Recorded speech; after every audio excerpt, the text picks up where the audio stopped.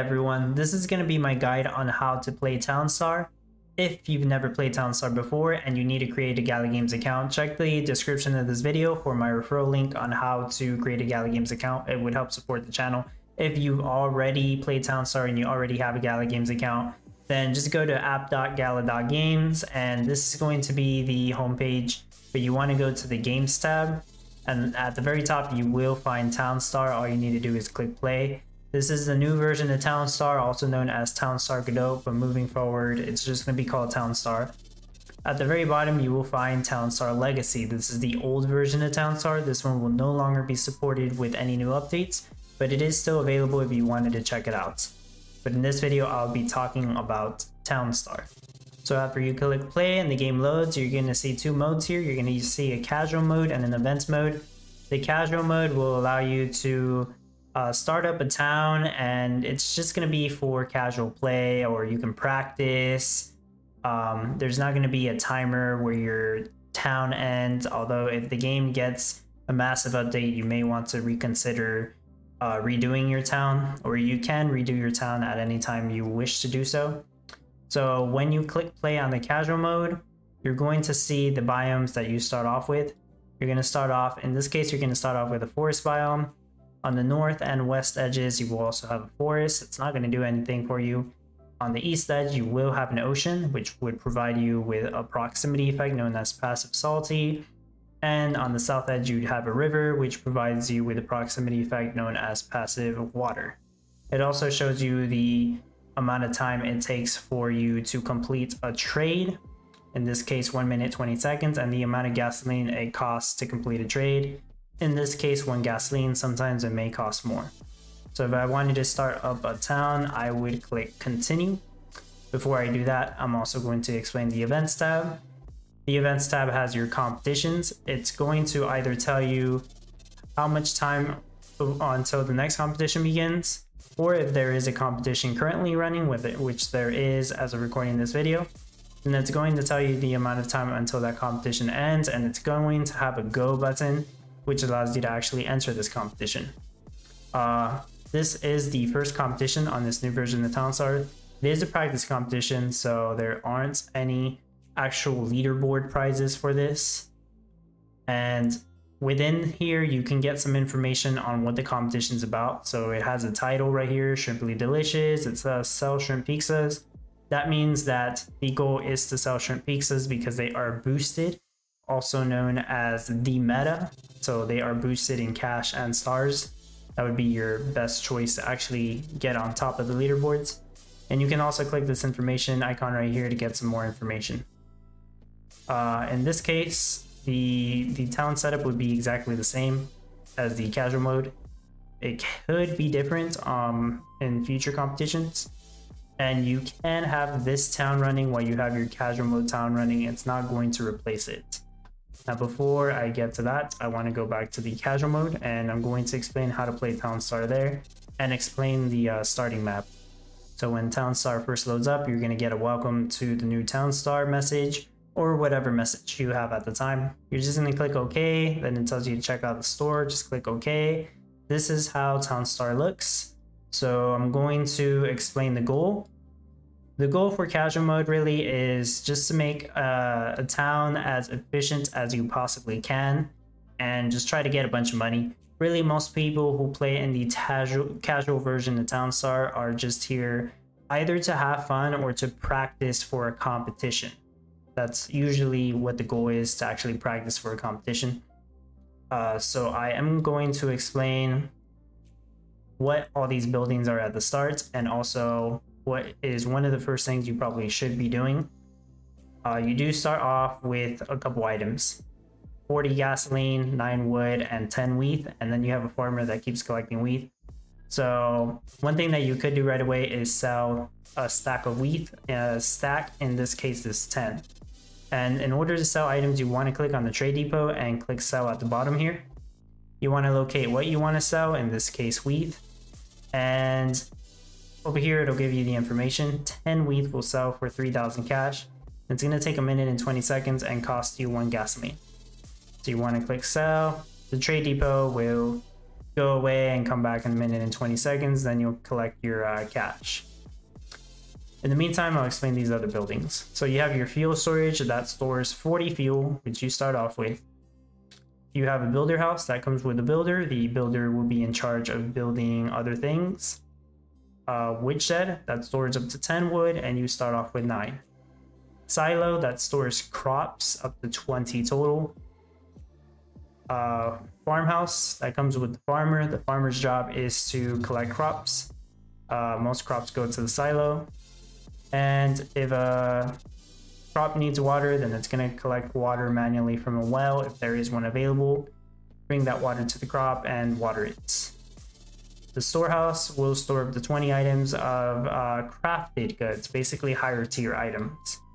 The well will manually craft water.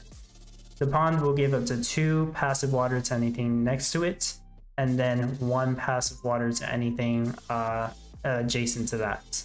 So it can give up to 2 passive water. Marsh works very similar, but it only gives 1 passive water to everything next to it. You have trees, which is your source of wood. You just need a lumberjack to go and chop them down. These trees don't need any water to grow. They don't grow that fast, and if they are negatively impacted by shade or dirty or salty effects, they will grow even slower because they would be negatively impacted by those proximity effects. Then you have rocks. Rocks have no utility. They're just there to waste space, take up space. And you can get rid of most of these objects. Some of them cost cash, some of them give you cash. For example, getting rid of ponds gives you 2,500 cash. Getting rid of marshes costs 5,000. Getting rid of trees costs 20,000. Getting rid of rocks costs 40,000. Now that is all the objects explained. I will explain the biomes, but first, one of the things that you want to focus on after, of course, you sell the stack of wheat, for example, you want to focus on crafting higher tier goods. And a good way to start is by building a windmill in order to craft flour, since flour is the higher craft version of wheat. So you want to go to the shop, which is at the bottom right. You're gonna start off at the farm tab right here. There are many tabs to choose from with many different buildings and crops. So the first one is your farm tab. You want to scroll all the way down, locate the windmill. It's gonna cost 7,500, 5 wood to build, and then it has a worker which you have to pay $50 per minute in wages. It has a requirement that it must be next to a road. So whenever you click it to buy it, you'll see the windmill and you'll be able to place it somewhere. If it's red, it won't let you place it there. If it is green, then it will. Remember, it needs to be next to a road. It can either be right here, next to a road, taking up the whole side of the road, or so long as it's touching the road like this, it will also count. When it comes to the windmill is negatively impacted by shade, so you would want it in the spot where it has no shade on it. For example, right here it has 5 shades, so it would craft very slowly, so it's not recommended to put it there. Right here, it still has 2 shade, but also the windmill casts shade, and shade would negatively impact these crops. So in my opinion, the best place to put the windmill in this case is right here. The windmill does not have any shade on it, so it's going to craft items as fast as possible, and it's not going to cast any shade on these crops after it has been built, since the windmill casts up to 3 shade, and that's going to be 3, 2, 1, so it's going to be 0 right here. It's not going to cast any shade on these. So now that it's been placed, the builder will collect wood from the wood shed and take it to the windmill. In the meantime, you do want to increase your source of wood. You will be running out if you don't have a lumberjack. So you want to go to the shop, going to be on the farm tab, and locate the lumberjack house. Lumberjack house casts 2 shade. It's not negatively affected by anything, but either way, you want to be careful about where you place it. If you place it here, it's going to end up casting 2 shade on the windmill, slowing it down. If you place it here, it's going to cast shade on the crops, slowing them down. So a good place to put it in this case would be right here. It's not going to cast any shade on the crops or the windmill. And none of these buildings are affected by shade. So that gives us the lumberjack. It's going to go to a tree, chop it down, and it's either going to bring the wood to the woodshed or the windmill after it's been built. It will prioritize the windmill, so it does help the windmills craft whatever they're crafting. So now that this has the 5 wood, it's just counting down with the build timer until the windmill finishes building. It'll automatically finish building, then you can click it.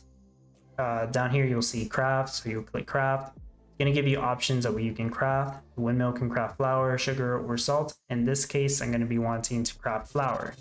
So it's going to take 2 wheat and 1 wood. The miller will go for the woodshed, and usually it goes for the woodshed, picks up wood, and takes it to the windmill. But it noticed that the lumberjack already had wood, and it was taking it to the windmill, so it just let the lumberjack do it. And instead, the miller just went for the wheat. So after it has all the items, it's going to start crafting flour. I am going to explain how to automatically sell items, which is a very important feature in the game. So at the top left, you'll see your settings. This will open up your settings, and you're going to have a section called auto sell. So you want to click customize on this, locate the item you want to automatically sell, click on it. I'm going to turn off my camera for just a couple seconds here so you can see. So you'll see sell product wheat. You're going to type the amount that you wanted to sell at. So if I type sell at 20, as soon as I hit 20 wheat, it's going to automatically sell 10. That is how it works. Now, as you can see, I just crafted flour, so I have it showing up on the left. Flour, I want to put a sell at amount of 10. So as soon as I get 10 flour, it's going to sell the 10 flour.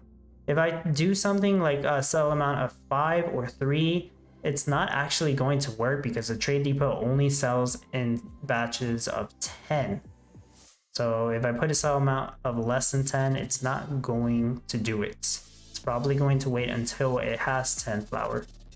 But you could also put sell amounts higher, and as soon as it hits that amount, then it starts selling.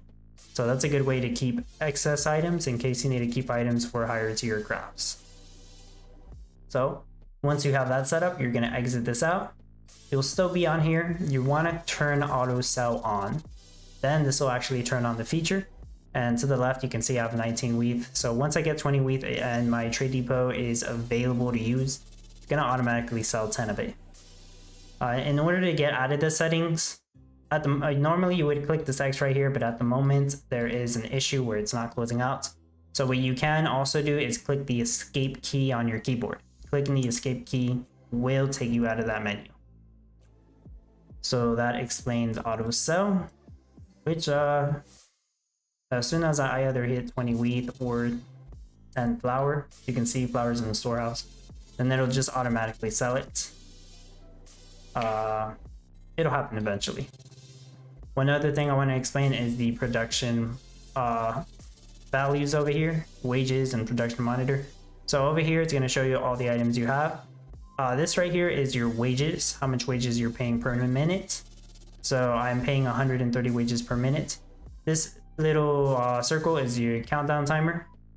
So as you can see, every couple of seconds, one of the circles goes hollow.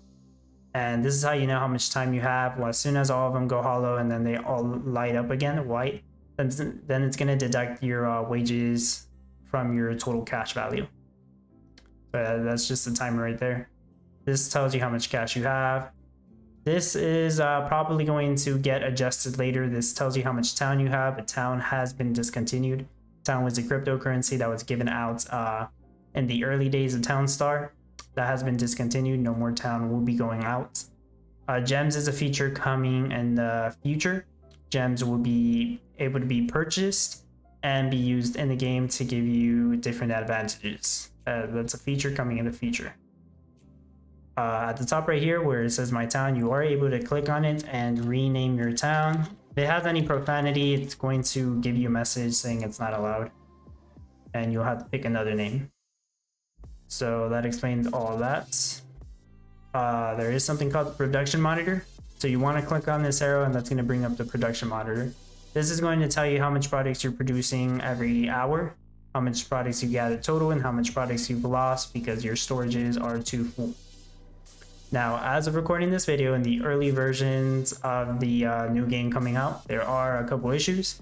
Production monitor is not accurate, but I'm sure eventually it's going to get fixed and then it's going to be working.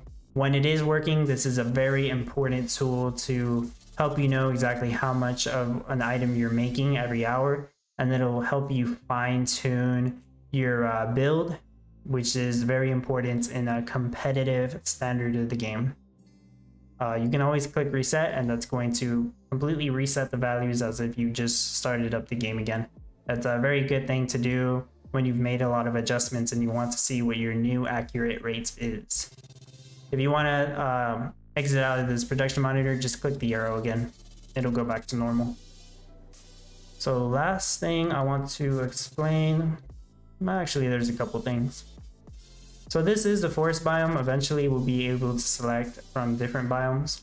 Forest biome just has a lot of trees, ponds, and marshes. We do have 2 biome edges. This right here is an ocean. The ocean provides up to 3 passive salty. Salty negatively impacts most crops, so it's not something you would want to have in your tree fields or trees or wheat fields. So anything touching the edge right here, it's gonna have 3 salty. You can tell from this icon. And that's going to slow it down, and then it's going to go to 2 salty, and then it's going to go to 1 salty. After that, it's not going to have any salty. And salty is a positive proximity effects to salt fields, which craft brine, which is required for salt. It is also a positive proximity effect to seaweed, which is used in other crafts.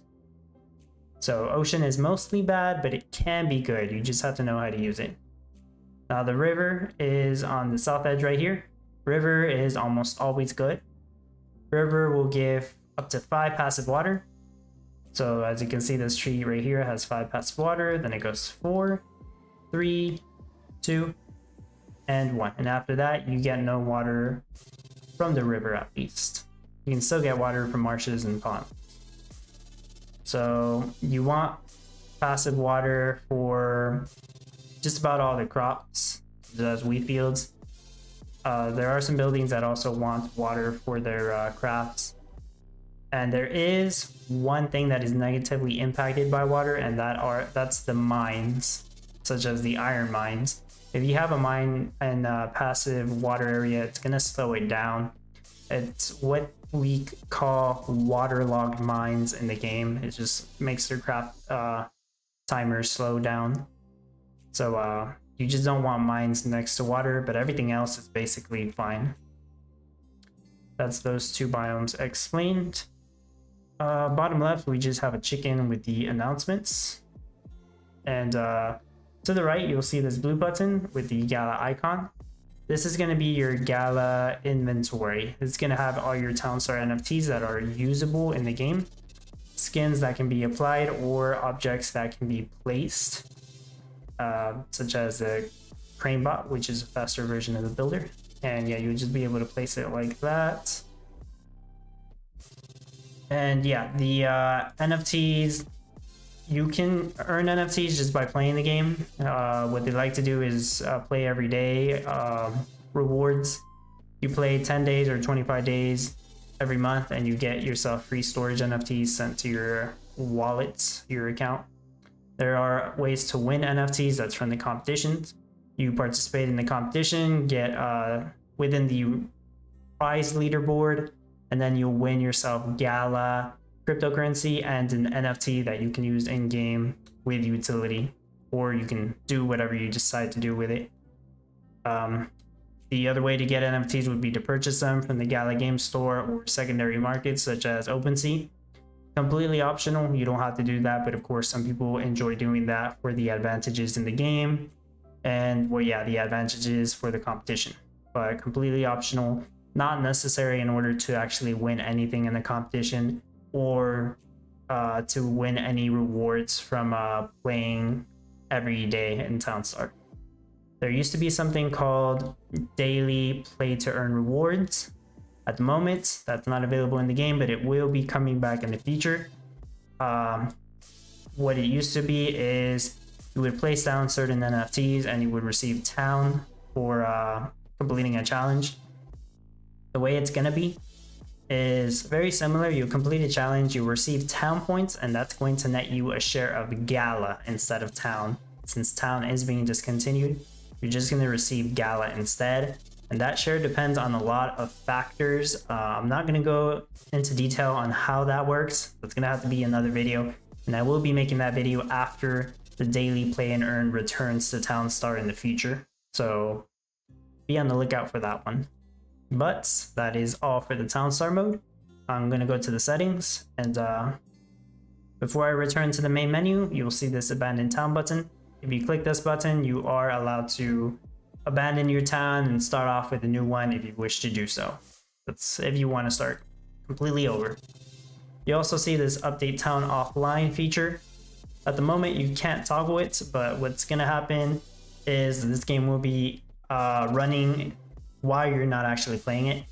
So if you decide to close out the game, come back later, and you have your update town offline turned on, then when you come back, it's going to catch up on the progress you missed, basically making it as if you were playing while you did not have the game running.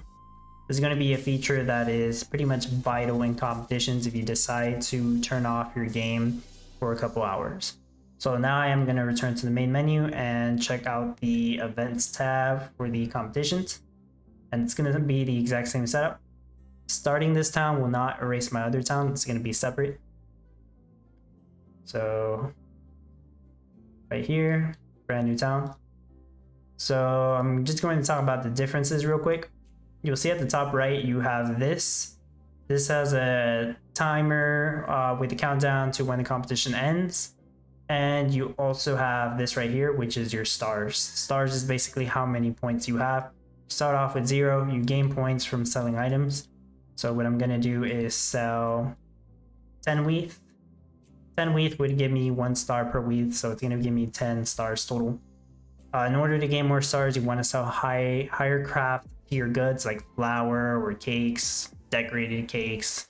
It goes on, it gets higher than that and harder to accomplish. But the best way to actually get stars is by following the main strategy, also known as the meta. And this, in the case for this competition, it's going to be shrimp grilled shrimp pizza. And that's going to give you the most stars. But every competition, the meta could possibly be different, and with different craft requirements or build costs. So that's something you really want to keep a lookout for. If you want the earliest information on what the next competition meta will be, I highly suggest you join the GALA Games Discord and just visit the Town Star discussion chat or check the Town Star announcements. That's going to give you the most up-to-date information if it is available. Now to the top right, you can click on this and it's going to open up the leaderboards. You'll be able to see all of the rankings right here. And at the moment, it is kind of laggy, but there are probably about 1,000 people right now on this leaderboard. And this is a practice competition, so I'm not too worried about actually getting on the leaderboard since there's no real prize for this one. But moving forward, the competitions that occur on here will be reward competitions. The schedule for that is also in the GALA Games Discord, so I do highly suggest joining it. I'm going to leave a link to the GALA Games Discord in the description of this video as well. But as you saw, I sold the stack of WETH and it did give me 10 points. So now that put me on the leaderboard right here, rank 1,250. And that is basically it. That's Town Star explained. If you want an idea of how to get to gasoline production, which is one of the main things you want to do in Town Star, because if you run out of gasoline, you need a way to actually craft more, or else you won't be able to progress with your town. So if you want a guide on gasoline production, I have made one on Town Star Godot. It's gonna be like a speed run. Really wasn't meant to be a guide, but you can use it as a guide if you wish to do so. I show the entire process. You can speed through it if you want. I'll leave a link to that in the description of the video as well. And yeah, that's it. I'm gonna create a lot more guides for Town Star Godot as well. I usually live stream the competitions and help people out. So feel free to hang out and watch that when you get a chance. But that's everything for the guide. Hopefully this helped you out. And if you have any questions or feedback, feel free to leave a question or feedback in the comments. And consider subscribing if you haven't done so already so you don't miss out on my content. If you ever want to help support the channel, I do have links in the description of the video. If you ever decide to buy an NFT or GALA Gold, you can use those links and I will receive some commission if you decide to do that. And it does help support the channel and any future giveaways that I decide to do. So I would greatly appreciate that, but totally up to you. But yeah, that's everything. I appreciate your support and thank you for watching.